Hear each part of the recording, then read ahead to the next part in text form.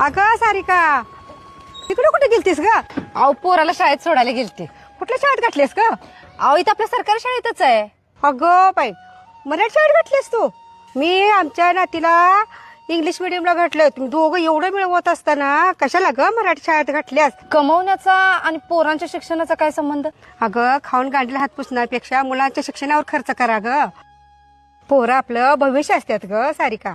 नाही, तुम्ही बोलताय ते पटतंय मला, पण असं कुठं सांगितलंय की पोराला इंटरनॅशनलला किंवा त्या इंग्लिश मिडियमला घातलं आणि ढिगाने खर्च केला म्हणजेच आपण पोरावर लय प्रेम करतोय किंवा आपण पालक म्हणून बेस्ट आहे? असं काय नाही आहे काकू. मला सांगा, पुढे जाऊन माझं पोरगं लय कुठं छान कुठल्या शिखरावर पोहोचल की नाही मला माहित नाही, पण मराठी शाळेत घातल्यामुळं माझं पोरगं आता येणाऱ्या ह्या जगात आणि येणाऱ्या काळात टिकून राहणार आणि बरोबर तोंड देऊन पुढे जाणार ह्याचा मला विश्वास आहे. कारण माझं पोरगं त्या शाळेत जाते ज्या शाळेत मी, माझा नवरा, माझा भाऊ, आपण सगळे शिकून पुढे आलोय. मराठी शाळेत शिकलेलं पोरगं पुढे आयुष्यात काय करून दाखवते का नाही माहित नाही, पण कुठंही त्याला टाका ते जगून दाखवणार ह्याचा मला विश्वास आहे. आणि काय हो, इंटरनॅशनल स्कूलमध्ये ठीक आहे ते इंग्लिश शिकवतात ना, मग मी माझ्या पोराला मराठी शाळेत घालून इंग्लिशचा एक्स्ट्रा क्लास लावलाय. झालं की विषय संपला इंग्लिश मिडियमचा. ठीक आहे, भाषेचाच विषय उरत असेल तर त्याचा क्लास लावू शकतोय, पण संस्काराचा विषय असेल तर मराठी शाळाच पाहिजे, जे त्याला आत्म तयार अशी करते की ते जगाला तोंड देऊ शकते.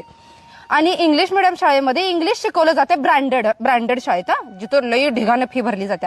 आणि जे आता आपले सगळीकडे इंग्लिश मिडियम शाळा चालू झाल्यात, अहो त्या शाळेमध्ये कुठं त्या शिक्षकांसोबत जरी इंग्लिश टू इंग्लिश कम्युनिकेशन करायचं म्हटलं ना, होत नाही.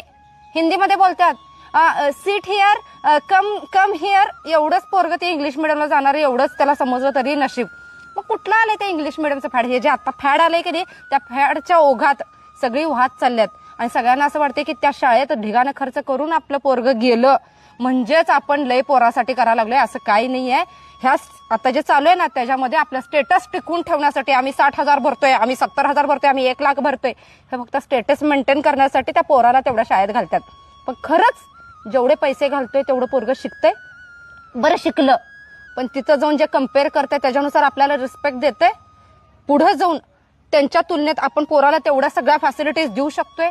ह्या सगळ्या प्रश्नांचा जर विचार केला ना, तर मी माझ्या पोराला विचार करूनच साध्या शाळेत घातले. मग जग काही म्हणू दे, आम्ही खाऊन काय करतोय, आम्ही उधळतोय, काही म्हणू दे, मला फरक पडत नाही. मला माहितीये माझं पोरगं जिथं शिकतंय तिथं बेस्ट शिकतंय.